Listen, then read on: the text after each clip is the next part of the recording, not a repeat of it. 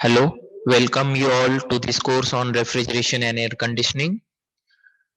Today we'll discuss about cryogenics, the basics of cryogenics and its application, and then we'll see the uh, cryogenic low temperature generation with the help of various cycles, particularly Linde-Hampson cycle. So let us begin the discussion on cryogenics. What is cryogenics?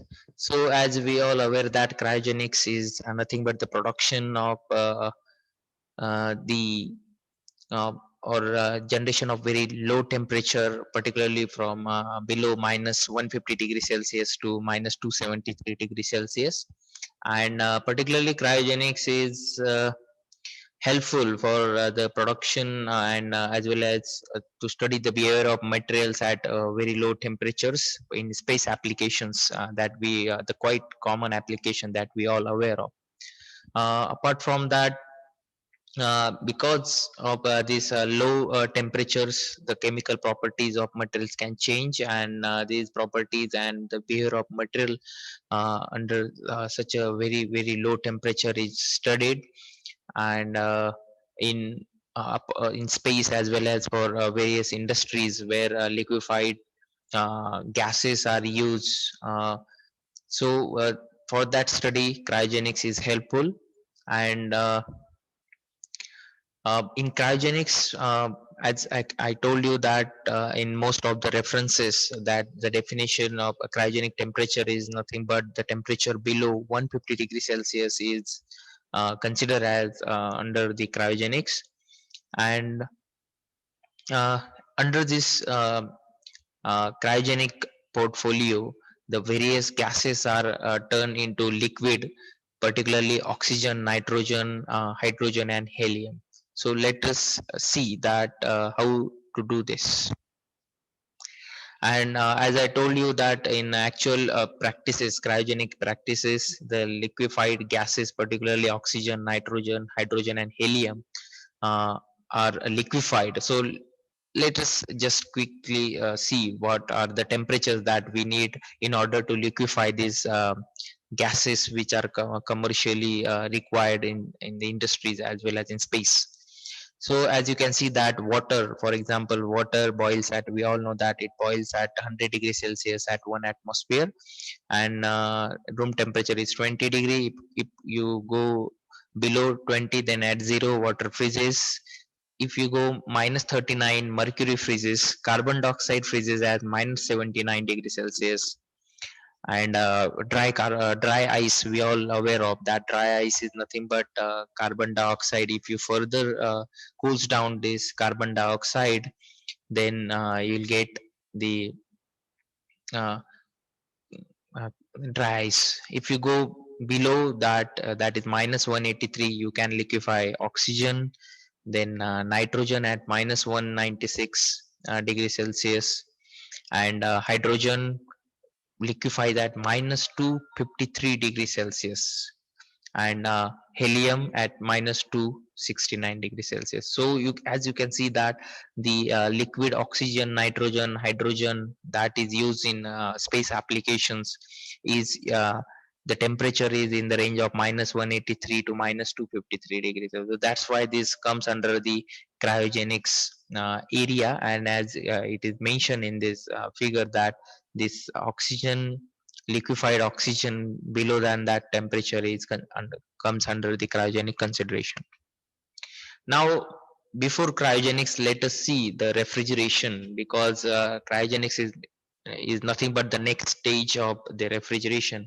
So in refrigeration, we all know that first of all that refrigeration method adopted was by natural cold objects like ice and snow is used for refrigeration purpose. Then refrigeration by evaporation comes into picture, and refrigeration by dissolving salt, saltpeter in water. So this saltpeter is nothing but sodium nitrate or potassium nitrate. So these are some common refrigeration practices, and after that vapor compression cycle comes into picture, and then at any time, any moment, you can produce any cooling effect, but that is having some limitations, that you go up to minus 30, minus 40 only.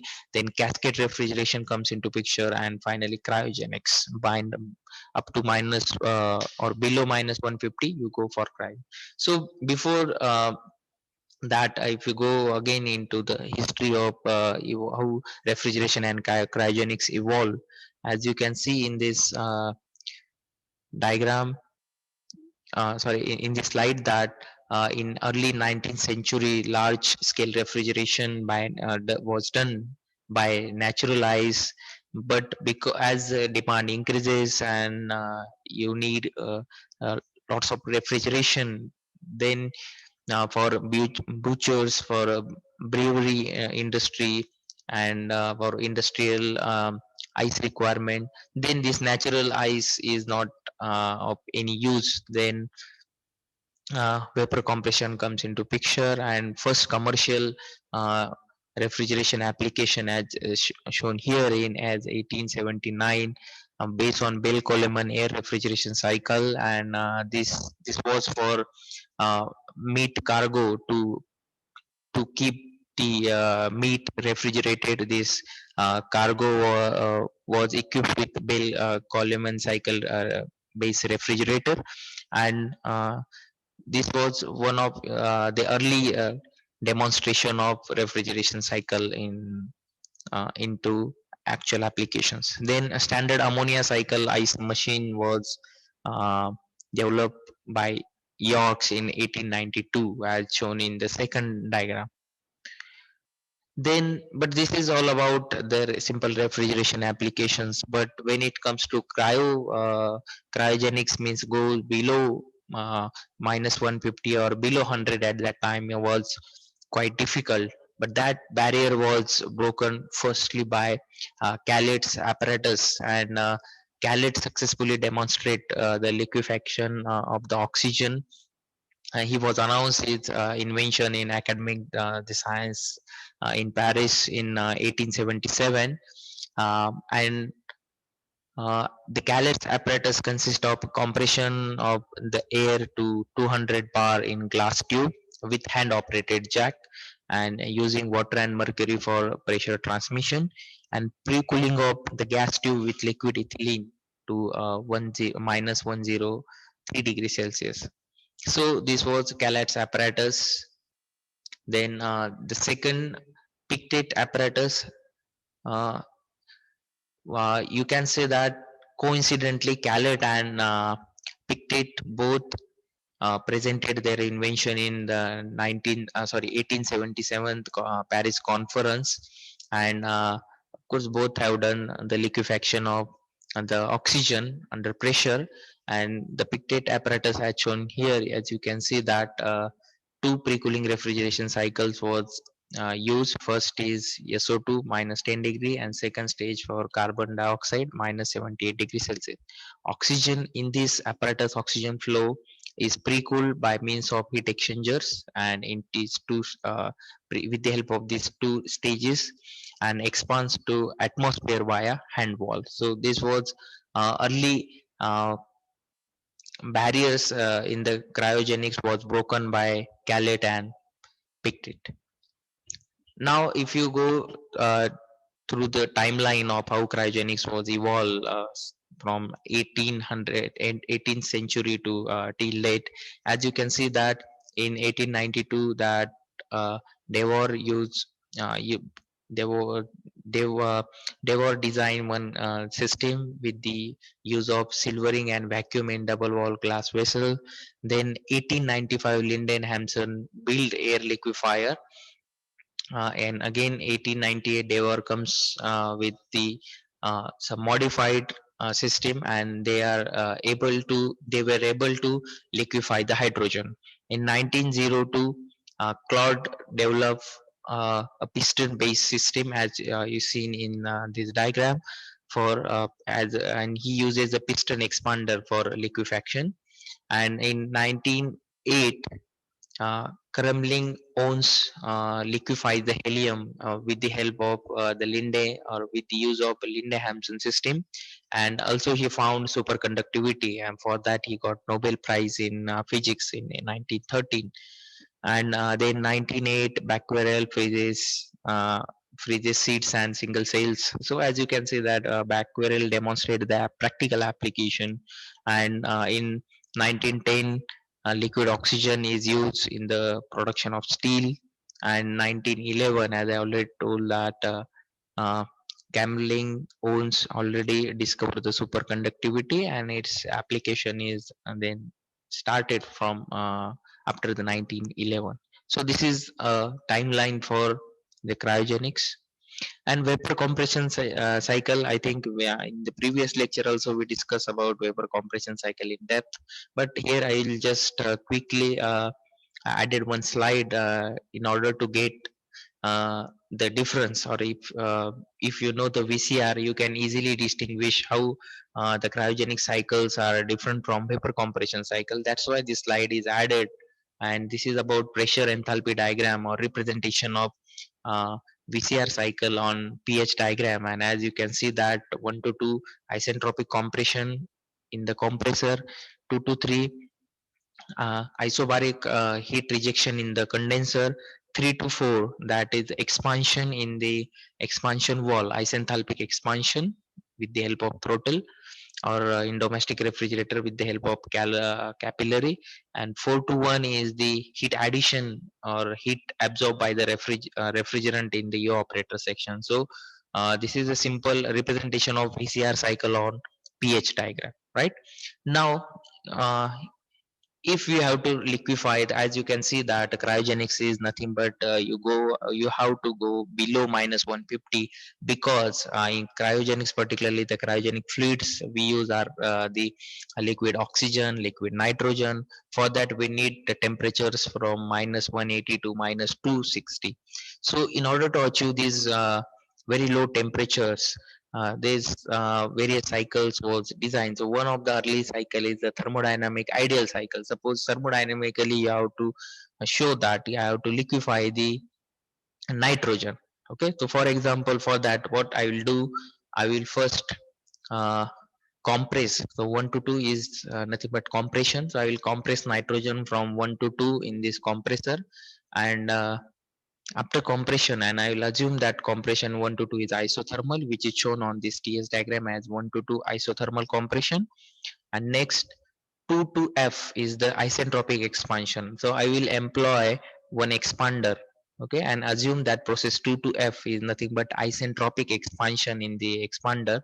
So 2 to F isentropic expansion in the expander, and as you can see that F is located on saturated liquid line. So you will get liquid nitrogen at point F, right? So this is simple thermodynamic cycle, and as the advantage of this cycle is that you will liquefy any gas. Okay, you will just start from your initial pressure, for example suppose from 1 atmosphere, and you will get your desired liquid. So in theoretically you can liquefy any gas in this cycle, and you will get all the gas is converted into liquid as F is on saturated liquid line, right? So but what is the practical limitations to this cycle? So as you can see that the practical limitations is that in order to uh, expand the nitrogen from the state 2 to and convert it into complete liquid, you need to compress that nitrogen up to 70,000 bar. Is it practically possible to compress nitrogen at 70,000 bar? No, not exact, right? So this is the practical limitation, but theoretically or thermodynamically you can show that, or you can have such a simple cycle where compression and then expansion in the expander you can show, and you have to expand the gas up to the point F located on saturated liquid line, and you will readily liquefy the gas. But this is impractical. Then Linde Hampson cycle comes into picture in order to get the actual cycle or practical cycle in order to generate such a low temperature. So this is the most simple gas liquefaction or separation system designed by Linde and Hampson separately, right? And this system is based on Joule-Thomson effect that we'll see in a while what is Joule-Thomson effect and how it will uh, help us to liquefy the gas. And as I told you that William Hampson and Carl Linde independently filed the patent for this cycle in 1895. So they both present their work and file the patent independently, but their cycle more or less remains same. That's why the cycle names as the Linde-Hampson cycle, and which is quite popular and widely used in cryogenics. So this simple Linde-Hampson cycle, first of all, its construction. So this Linde-Hampson cycle consists of compressor, as we saw in case of the simple thermodynamic cycle, then heat exchanger, or you can say pre-cooler, and then next most important component of the cycle is Joule-Thomson wall, which is shown here, and then your liquid reservoir here. So this is a simple Linde-Hampson cycle construction. Consists of compressor, heat exchanger, Joule-Thomson wall, and reservoir, liquid reservoir. Clear? And the representation of how this cycle works, as you can see, if you start from point one is inlet to compressor or suction of the compressor. Then this gas is compressed to point two at constant temperature. So point 1 to 2 is the isothermal compression, as you can see here. And this isothermal compression to then next is the heat exchanger. So heat exchange at constant pressure, that is isobaric heat rejection takes place. So 2 to 3 heat rejection here in this heat exchanger, then 3 to 4 Joule-Thomson wall, and we'll see how Joule-Thomson wall works. But as we know that from thermodynamics that you'll get isenthalpic expansion in this Joule-Thomson wall, means enthalpy remains constant. So you can show process 3 to 4 like this, and your 4 point lies under the dome, right? Means you will get the mixture of liquid and gas at this point 4. Okay, out of which liquid you can collect at the bottom and gas is again supplied back to the compressor, as shown here 4 to 1, and again it start the compression and the cycle remains same, right? So this is a simple construction of the Linde-Hampson system and its representation on TS diagram, right? So as I told you, the most important component is Joule-Thomson wall, or Joule-Thomson effect is useful in this cycle or Linde-Hampson system. So as you can see that uh, it's like a throttle wall, and if you apply the steady flow energy equation to this throttle wall or expansion device, you will get that Q is 0, W is 0. So finally you'll get delta H, that is change in enthalpy, equal to 0, means enthalpy remains constant during this expansion process, right? And if you plot the temperature versus pressure diagram and the isenthalpic lines on this temperature versus pressure for various gases, then you will observe that there is one point where the inversion takes place, right? So inversion of as shown in this diagram is the dotted line. Okay, so dotted line which connects all the isenthalpic lines, okay, through a particular point is known as the inversion curve, and the respective points are called as the inversion point, right?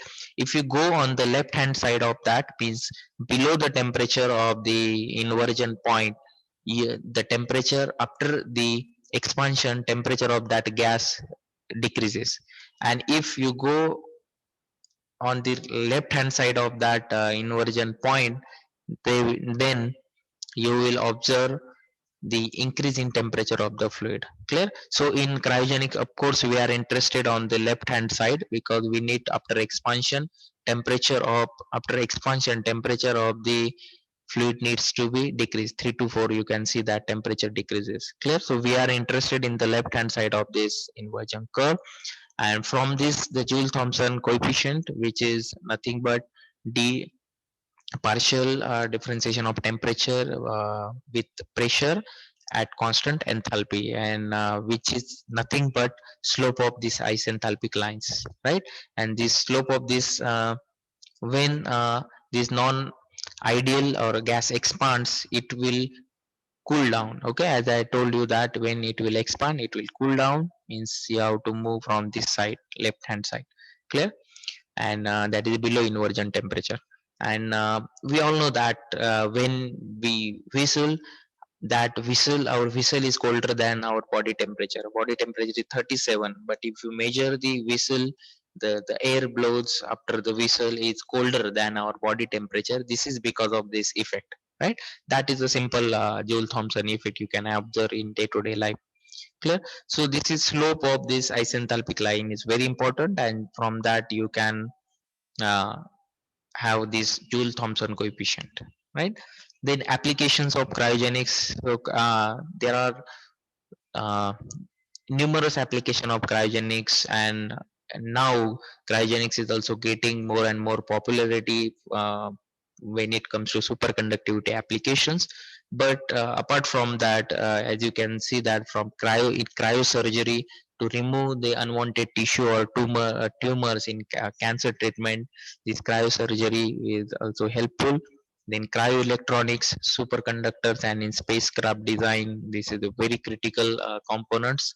Then cryobiology, to study the effects of low temperature on organisms, are nowadays gaining popularity. Then food preservation, huge uh, s- huge application of cryogenics in the food preservation, particularly the liquid nitrogen is quite popular in food preservation or packaged foods. And transportation of gases, particularly the natural gas is transported as a liquefied natural gas, and which is used in transportation applications. So LNG, which we call in generally LNG, which is liquefied nitrogen, sorry, liquefied natural gas.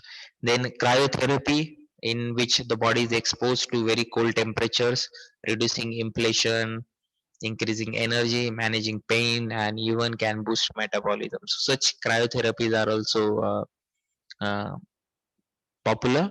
And in cryonics, that is the cryopreservation of animals and humans, that will be uh, stored for future generations. So these are the few applications of cryogenics.